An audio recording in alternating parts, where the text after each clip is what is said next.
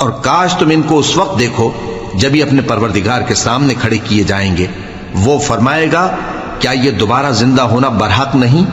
تو کہیں گے کیوں نہیں، ہمارے پروردگار کی قسم بالکل برحق ہے.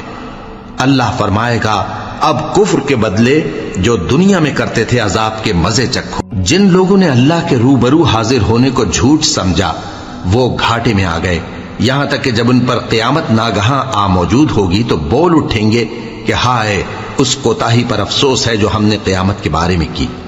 اور وہ اپنے اعمال کے بوجھ اپنی پیٹھوں پر اٹھائے ہوئے ہوں گے. دیکھو جو بوجھ یہ اٹھا رہے ہیں بہت برا ہے. اور دنیا کی زندگی تو ایک کھیل اور مشغلہ ہے، اور بہت اچھا گھر تو آخرت کا گھر ہے، یعنی ان کے لیے جو اللہ سے ڈرتے ہیں. کیا تم سمجھتے نہیں؟ ہم کو معلوم ہے اے نبی کہ ان کافروں کی باتیں تمہیں رنج پہنچاتی ہیں، مگر یہ تمہاری تکذیب نہیں کرتے بلکہ ظالم اللہ کی آیتوں سے انکار کرتے ہیں. اور تم سے پہلے بھی پیغمبر جھٹلائے جاتے رہے تو وہ تکذیب اور ایذا پر صبر کرتے رہے، یہاں تک کہ ان کے پاس ہماری مدد پہنچتی رہی، اور اللہ کی باتوں کو کوئی بھی بدلنے والا نہیں. اور تم کو پیغمبروں کے احوال کی خبریں پہنچ چکی ہیں تو تم بھی صبر سے کام لو.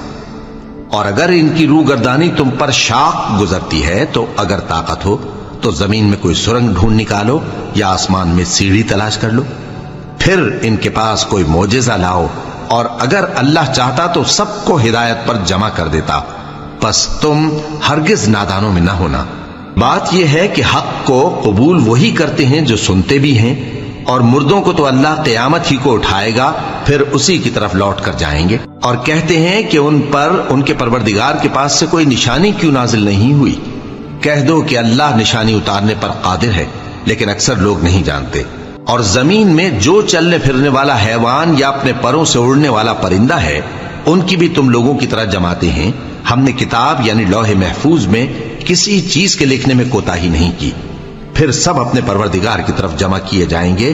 اور جن لوگوں نے ہماری آیتوں کو جھٹلایا وہ بہرے اور گونگے ہیں، اس کے علاوہ اندھیروں میں پڑے ہوئے ہیں. جس کو اللہ چاہے گمراہ رہنے دے اور جسے چاہے سیدھے رستے پر چلا دے. کہو کافرو بھلا دیکھو تو اگر تم پر اللہ کا عذاب آ جائے یا قیامت آ موجود ہو تو کیا تم ایسی حالت میں اللہ کے سوا کسی اور کو پکارو گے؟